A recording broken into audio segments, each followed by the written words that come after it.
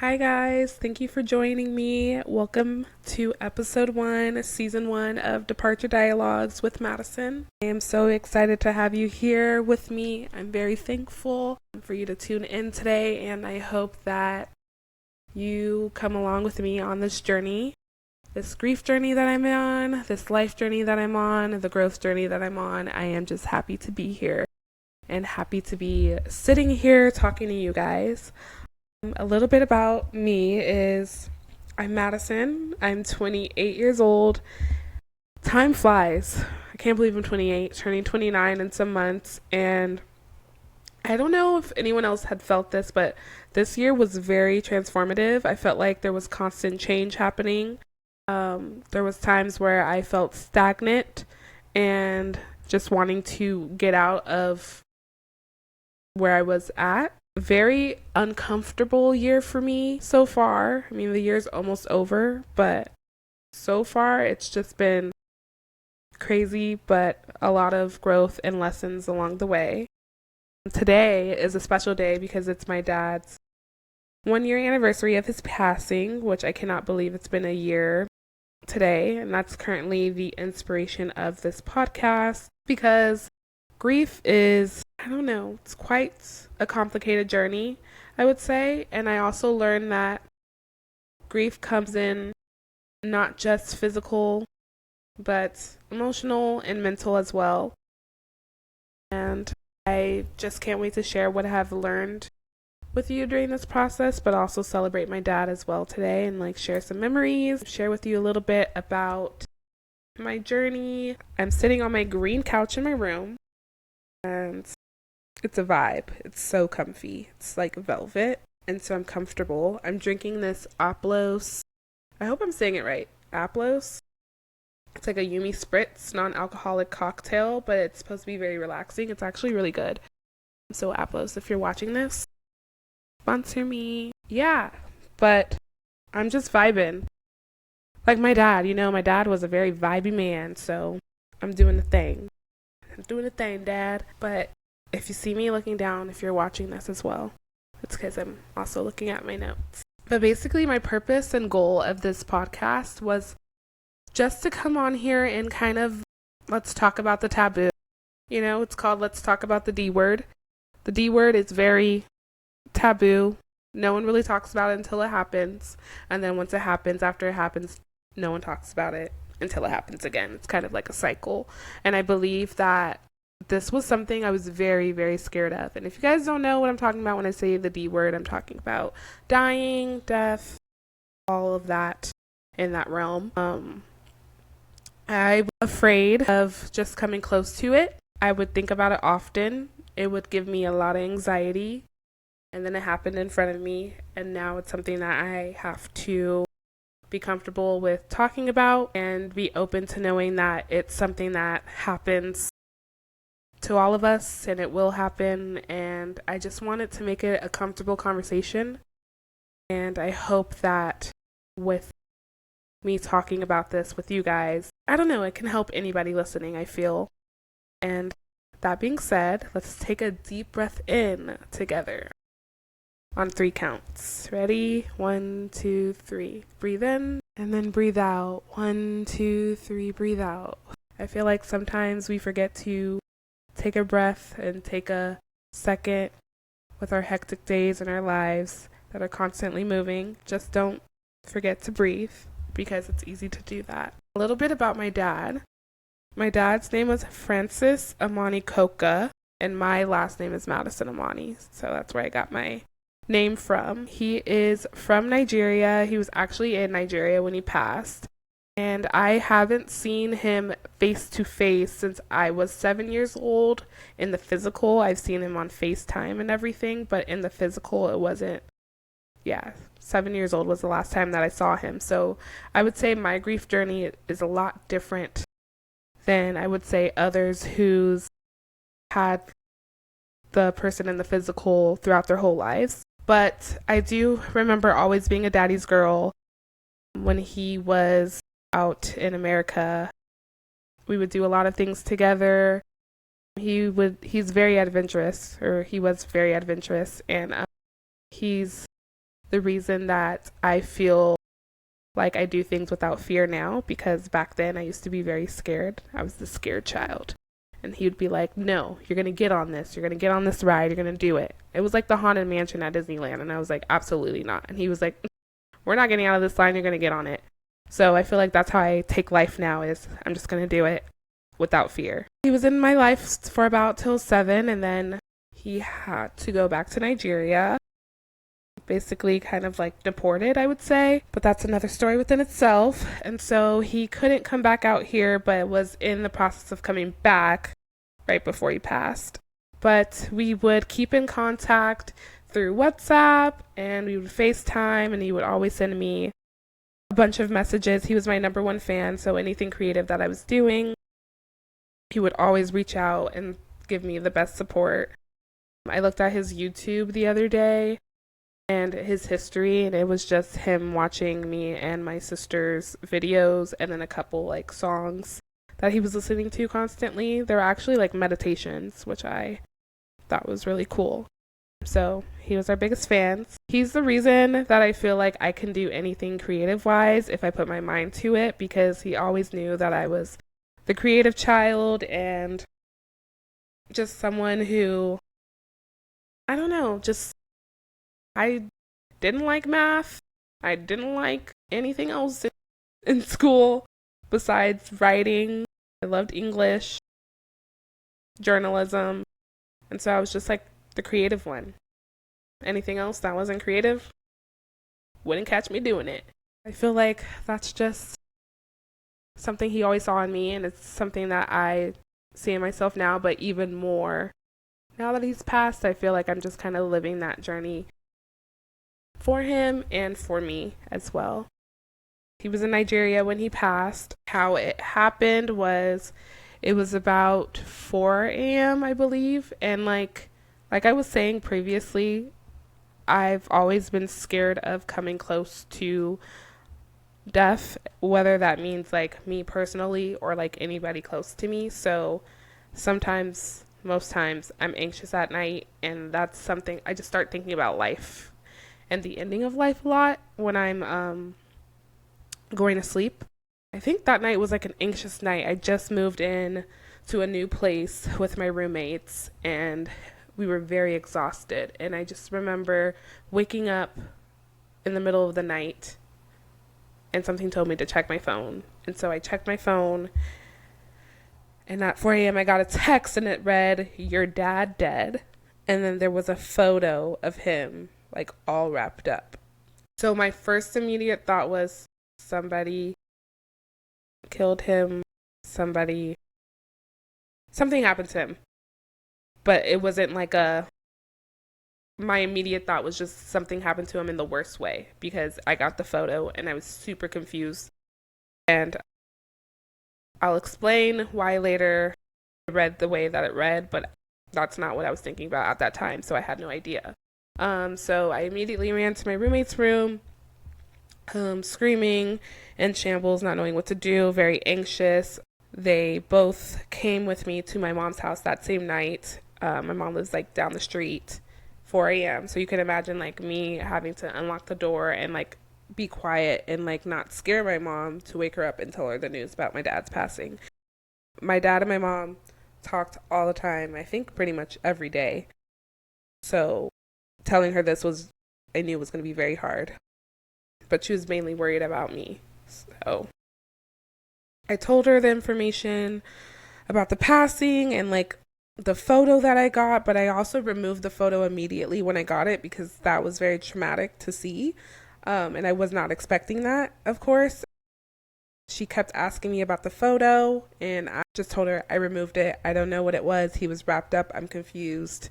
Did someone try to get him? What's going on? As you know, some of you may or may not know, Nigeria has its ups and downs in the country. I won't go all the way into it where like my dad was at, but let's just say like there's not the best care at times out there. So I just thought the worst when I got the photo.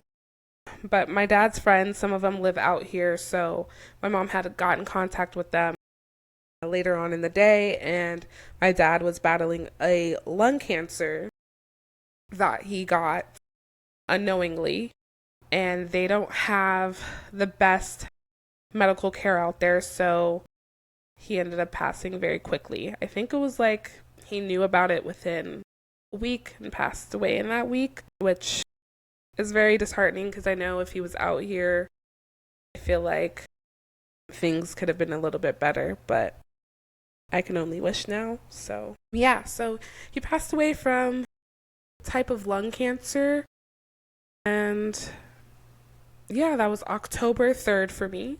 So October 3rd is no longer Wednesdays we wear pink for me.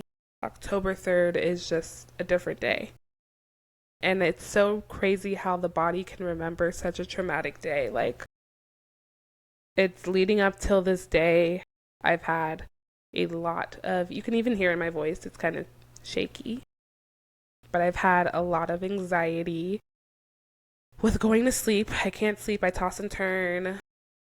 I have PTSD of like anyone calling my phone, especially if it's like my mom or my grandma or someone in my family.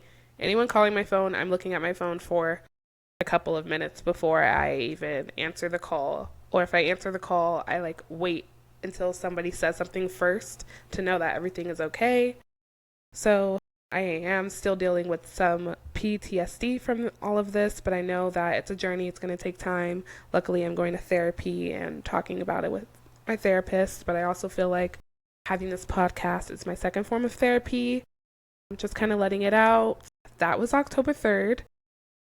And today we are a year in, and I guess I would just share with you some of my biggest lessons during this grief journey.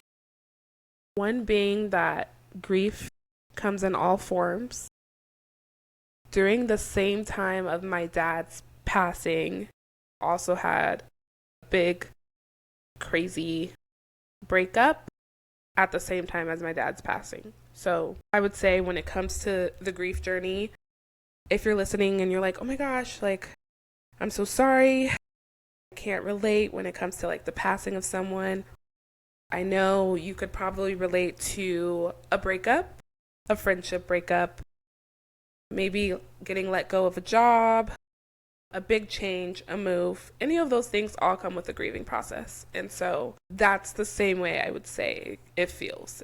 It does come in waves. I know when you go through a breakup, it also comes in waves, but I would say that grief feeling of just like starting fresh and letting go of something old, or having to start a new life because you no longer have somebody here with you, it's hard, it's difficult, and something that takes time. But what I have learned in this last year is I really want to live life with no regrets. And I feel like that's something that we all constantly say. It's like, oh my gosh, I'm going to live with no regrets. But like, are we actually doing it? And I feel like that's something that I would say a lot in the past was I want to live life with no regrets. But I wasn't actually doing it, because then I would go back and be like, oh, I wish this happened this way. I wish I would have went on that trip instead of going on this trip. No, this time I'm like fully in the living life with no regrets. The day happens, everything happens for a reason. And that's the same way that I feel with the passing of my dad. Even though as traumatic as it is, he was a peaceful man. And that's what everyone always tells me. They called him Piscotti, which means peaceful. So I just know that he was a very peaceful man. He lived life with no regrets, and as maybe bad living situations he was in at times, even though he couldn't come out here and he was working his way to do so, he lived life with no regrets. When I saw him before he moved back to Nigeria, he lived life with no regrets. He would do everything full on as if it was our last day, and that's how I want to take life now. Even though some days I'm going to have, everyone has their days. Every day is a perfect day, but I still want to take that lesson and like live life without regrets. I'm going to keep saying that because I want everyone to know you got to live life without any regrets, because you don't know what tomorrow can bring. You don't know what tomorrow has in store for you. I just want you to know that you gotta live life with no regrets. That's my one big lesson that I've learned. Another one is I didn't realize how much of a control freak I was. I think until like the middle of this year. I mean, I kind of always knew because I'm like type A personalities. Shout out to all my type A people. Being type A is like a curse and a treat. It's both. Like, I love being type A because I'm like, ooh, I want to get shit done. But then again, like, sometimes it comes with, I feel like being type A comes with a lot of anxiety because you're like trying to be really organized and not having anything go wrong. So I feel like being type A is a curse and a treat. I'm a very type A person. You can ask my roommates, like, I have to have things planned. Like, things need to be planned out from start to finish. Like, I can't just go somewhere and not know the plans. Like, you guys freaking tell me the plans or I'm not going to go. Not that I won't go. I mean, I'll still show up, but I'll just be, like, a little bit anxious that I don't know the plan. So if you want to do a surprise birthday for me, it might be a little bit difficult because I'm like, what's up? What's this plan? Or I already planned something. So if you're listening and you want to plan a surprise birthday for me, better check my calendar. Being type A and then also realizing that I want to be in control a lot was a big problem for me, I feel like, this year. Last year, I mean, I learned, especially with the passing of my dad, that I'm like, I don't really have control on anything. But then this year happened where a lot of things did not go my way. It's just one of my big lessons of we do not have control over shit. So just sit back and relax and let life take its course because my story is already written and I need to just be a part of my story that is already written. But sometimes it's hard when I'm like, no, I want to go right, but the universe and God is telling me to go left. That is something that I really learned is we honestly don't have we have the steering wheel, okay? Like, do this visual with me. We have the steering wheel. And you can go right and left, or you can go straight, right? And you're always going to get to your destination of where you're going to go. But then, sometimes traffic happens. We live in LA. That 405, freaking crazy. What do you do when you're in traffic and you're trying to get somewhere? You're getting frustrated, you're pissed. And did you ever think like, I did get in the car a little late, and I'm a little late to this function that I'm going to. Maybe that's my fault that I'm stuck in this traffic right now. Yeah, I called you out. Sometimes it's our fault that we're stuck in that traffic. Other times, traffic is just trafficking because it's LA. We don't have control over the traffic. All we can do is sit in the car and be like, I wish I could just fly over these cars and get to my destination. I wish I could just teleport. You can't. So you're sitting in that car and you're stuck in that traffic and you're listening to those podcasts like mine. Or you're listening to some music on a playlist and you're running back those songs that you've been playing all week. Sorry, you're going to have to listen to that song again because we're stuck in this traffic again. But it's not nothing new because, tomorrow there's going to be traffic. And, the next day there's going to be traffic. And it's just something that you're dealing with. That's how I feel about me wanting to be in control of something is I can't. I know it's going to happen this way. I know it's going to happen that way. So I need to just let it happen. But it's sometimes hard to just let things happen, especially when you want things to go another route. Let's say somebody you're dating, you're really into them, a situationship, and you're like, I just want them to text me back. They ain't gonna text you back. Let's just go on with your day. Like, why are you thinking about them texting you back all day? That's how I feel about being in control. It's like that text that I want, but I'm not going to get. And I know I'm not going to get it. Like, why am I thinking about that all day if I know I'm not going to get it? I can't. I don't have control over every situation. There's some things I will say that you do have control over, but a lot of things we don't. So that was my reality, and that's what I'm learning. I'm still learning it. I think my control lesson, this happened this past weekend with my besties / roommates. Haley and Maya, shout out to you. Yeah, I'm name dropping. But Haley is type B. Me and Maya are type A. She already teaches me a lot of lessons with control because can't control a type B person. They are so go with the flow, and I love that for them. I want to be like that.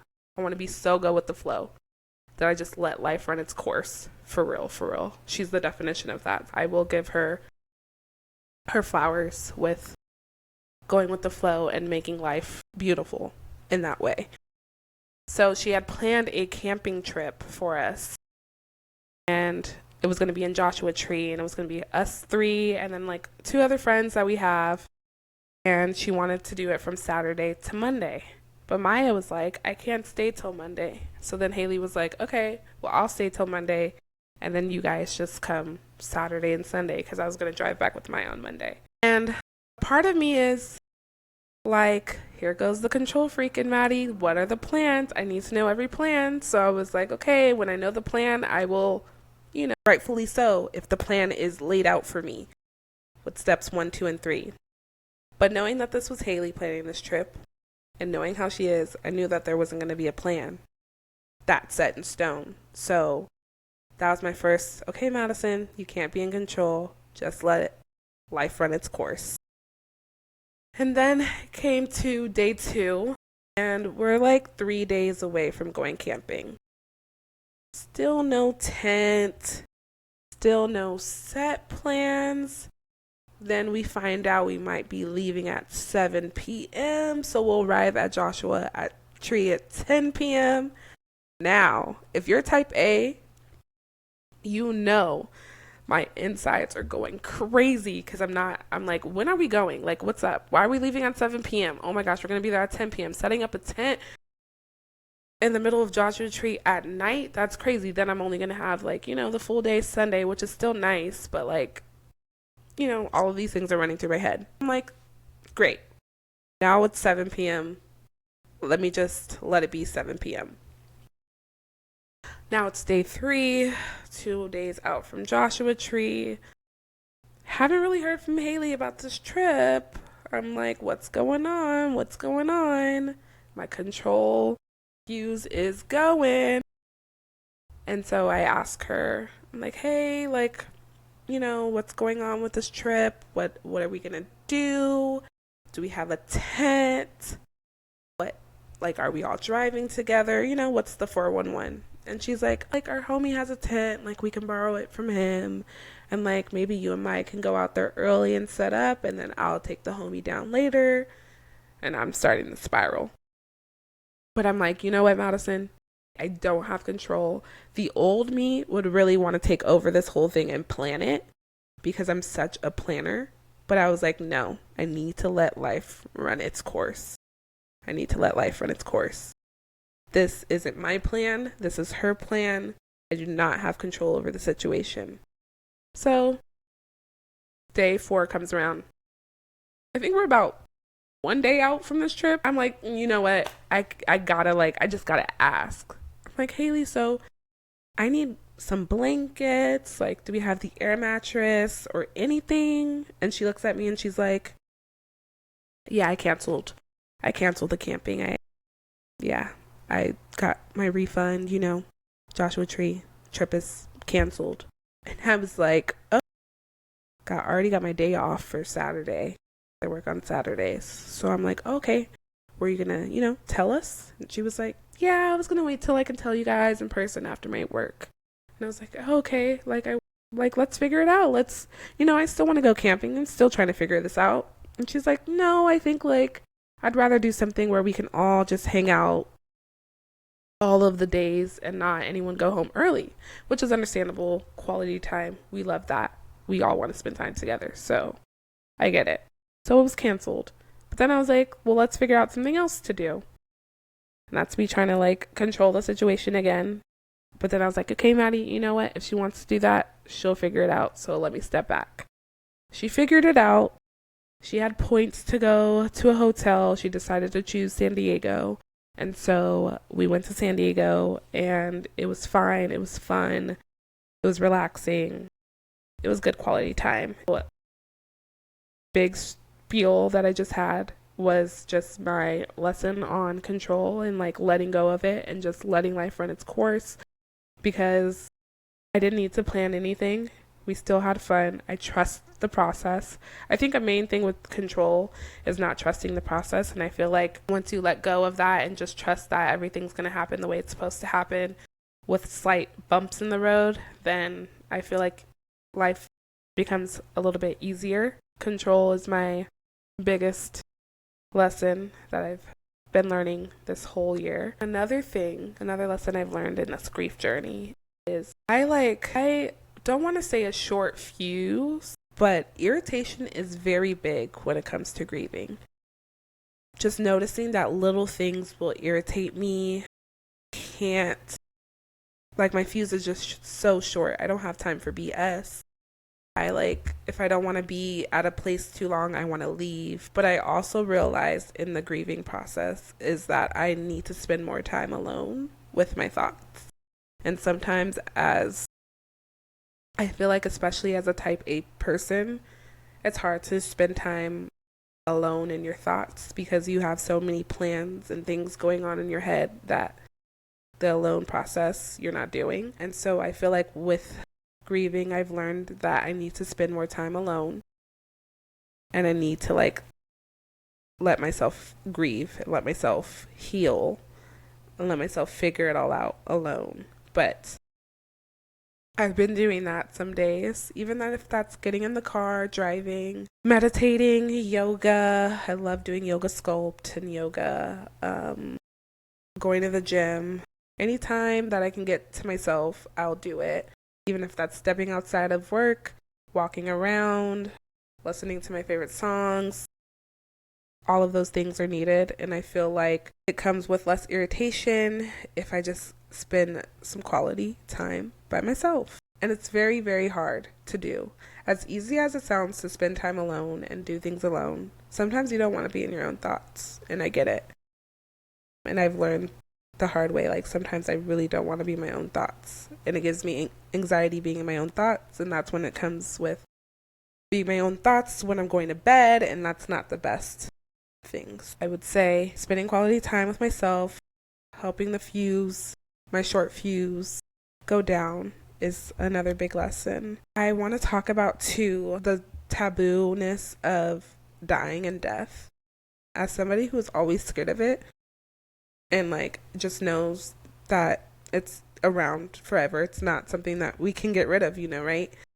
I want it to be more conversational. I want it to be where we can just talk about it as a group and not because it just happened in our lives. I want to be the person who can let you know that, it's okay to have that fear, because I understand. But we can't let that fear take over our lives and stop us from living it. And I think with the passing of my dad, I've just learned that fear, I guess I learned is don't let fear stop you from your success, whatever your success means, even if it's going to the grocery store by yourself, or let's be real, especially being a woman, doing things by yourself, scary as heck.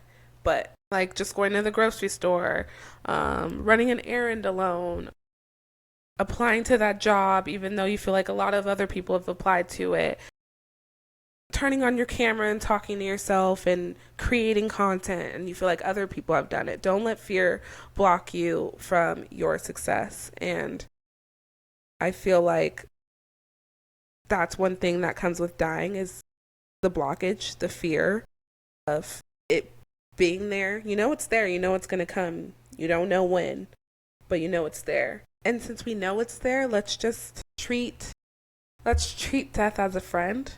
I know this sounds so crazy, especially for me to say, but I think that's just something that I'm learning is I need to treat death like my friend, my close friend. I have to sit with it. I have to know that they're going to be around. They might be in and out of my life. Like some friends, they come and go. They might be my long distance friend, but they're still there.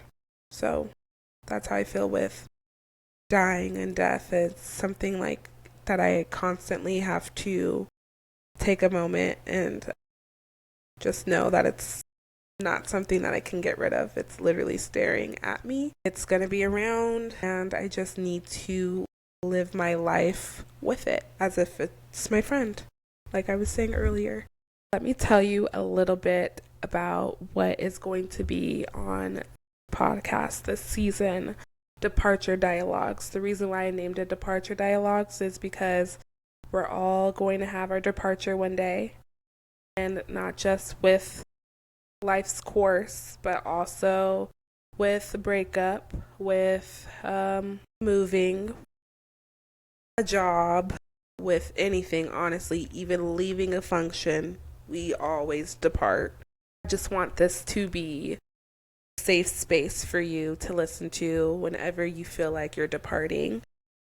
I will probably have some guests on here chilling on this green couch with me to talk about their experiences with grief, loss, and all aspects of life.